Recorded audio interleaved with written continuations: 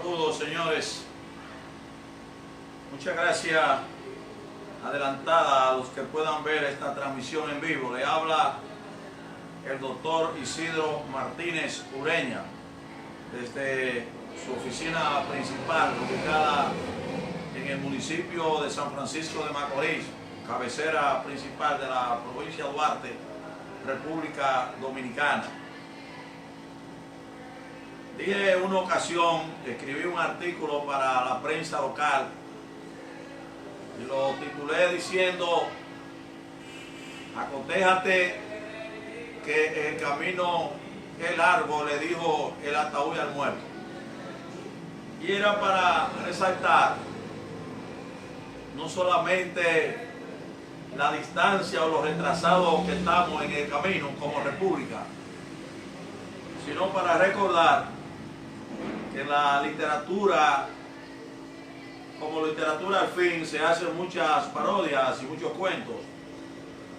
Uno era que un señor tenía unas deudas pendientes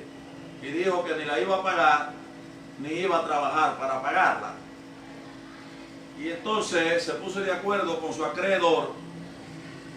para que mejor lo enterraran vivo antes de pagar. Así se hizo, hicieron el acuerdo, se hizo el velatorio,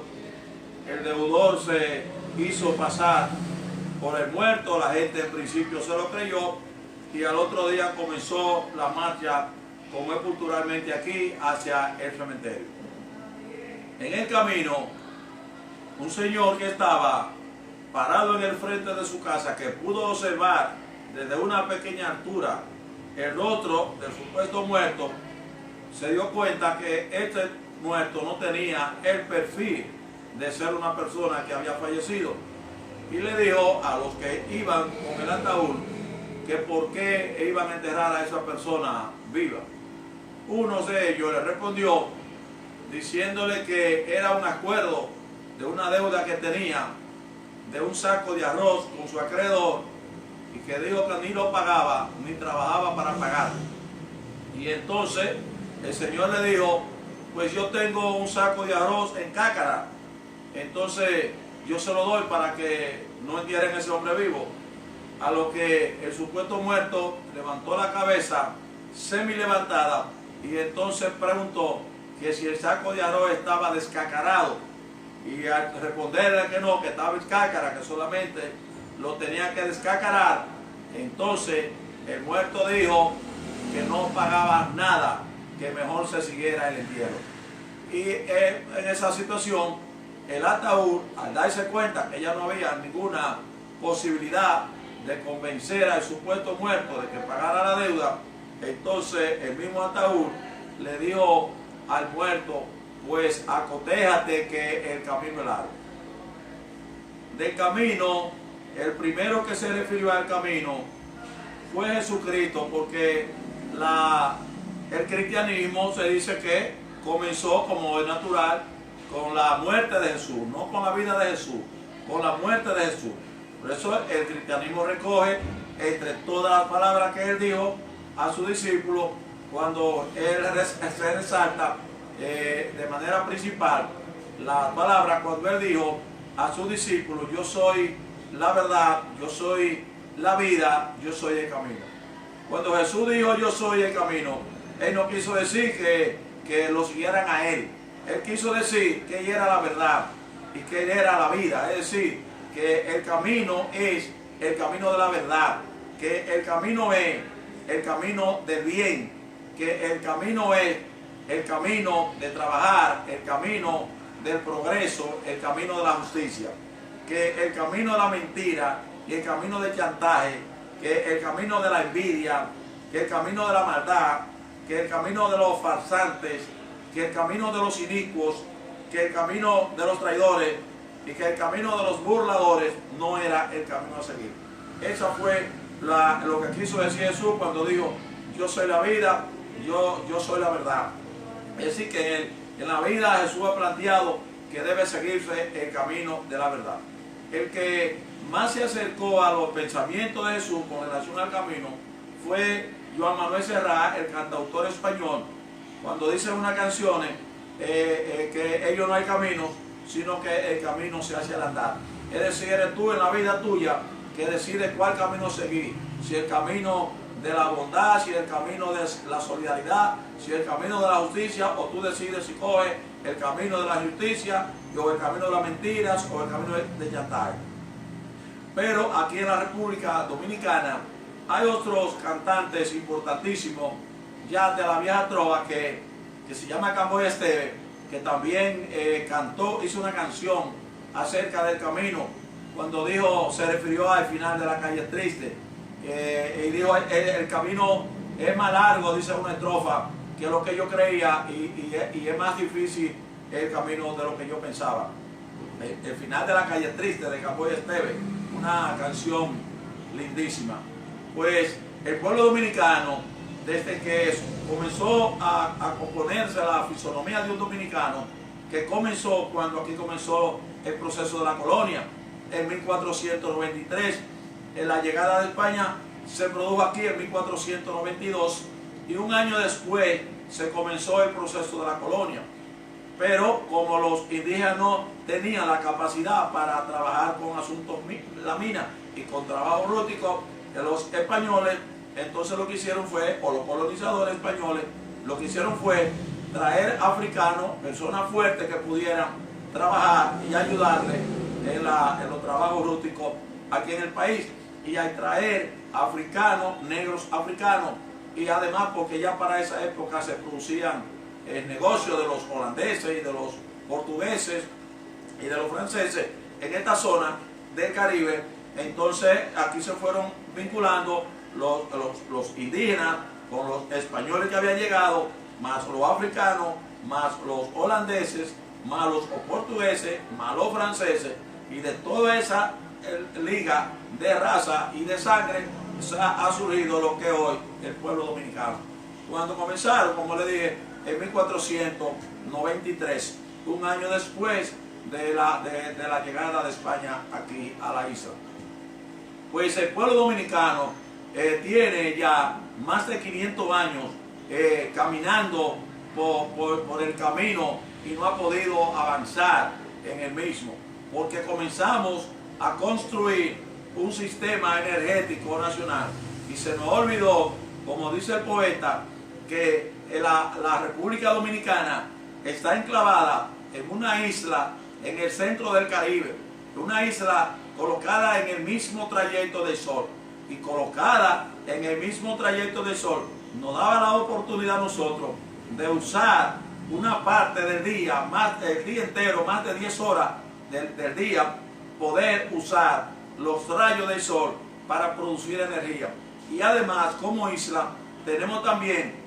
que somos rodeados de agua por todas partes, y tenemos grandes cantidades de ríos importantísimos en el país que todavía nosotros no estamos usando en presa, que debimos usar toda el agua la que tenemos para la presa, y que la presa no solamente sirviera primero para usarla como agua comestible, segundo para usarla en la producción del arroz y para mojar el arroz, y tercero que fueran usadas para producir energía. Aquí en el país solamente entre un 12 o un 10% se produce energía con las presas, con el agua, cuando debimos estar produciendo más de un 30% con el agua, y debimos estar produciendo un 30% de energía con el sol, con los paneles solares, y entonces estuviéramos produciendo un 30 o un 40% con los combustibles, que ya para estos tiempos, un país que no produce combustible, que no tiene combustible explotable, entonces ya estuviéramos produciendo el 100% de la energía. Pues en 500 años que tenemos caminando en el camino, tenemos un sistema de energía que ilumina promedio el 50% de la población dominicana. En cuanto a la salud, tenemos ya esos 500 años construyendo hospitales para el país. Cuando el presidente actual llegó al gobierno en el año 2012, dijo que los 25 hospitales que tiene el país eran 25 posilgas. Por esas 25 posilgas la dejó el propio partido de él, con el que él ganó las elecciones en el año 2012. Ahora, de los 56 hospitales que tiene el país, el gobierno trató de repararlo y sin tener el dinero seguro ni para reparar uno solo, rompieron los 56. Un caso insólito. Rompieron casi los 56 hospitales y ahí están la mayoría de los hospitales del país a mitad de reconstrucción. Entonces estamos en el campo de la salud retrasado en más del 50% del tiempo de los 500 años. Es decir, tenemos un promedio de 250 años retrasado en el camino del progreso del país en el camino. Comenzamos a construir un sistema de seguridad. La República nació con un ejército. En 1947 el presidente Trujillo creó la Policía Nacional para establecer el orden en las calles y para darle seguridad a la gente. Y tenemos el índice de criminalidad tan alto como lo tiene cualquier país de Centroamérica, como lo tiene México, como lo tiene cualquier país en guerra. Tenemos un sistema de justicia que hemos hecho grandes inversiones para crear el sistema de justicia y al final ahora nos quedamos sin nada porque tenemos un sistema de justicia que solamente responde a dos sectores. Responde al gobierno central y responde a los ricos del país. Es impresionante que a pesar de todas las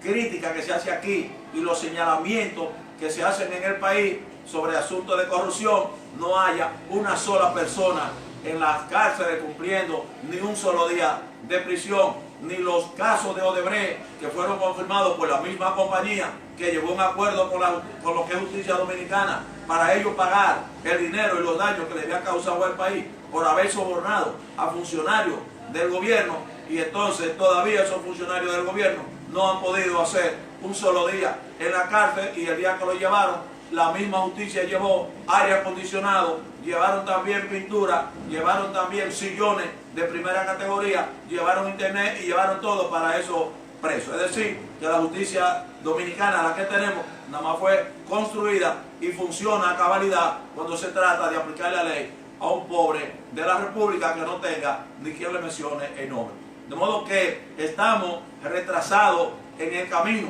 Somos un país enclavado en una tierra que, de acuerdo a los órganos nacionales e internacionales, tenemos la mejor tierra del planeta, categoría 1 y 2.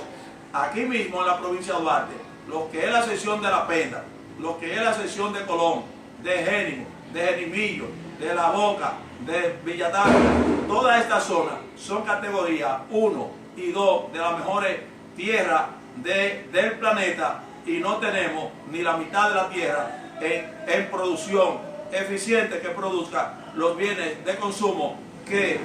consume la población dominicana.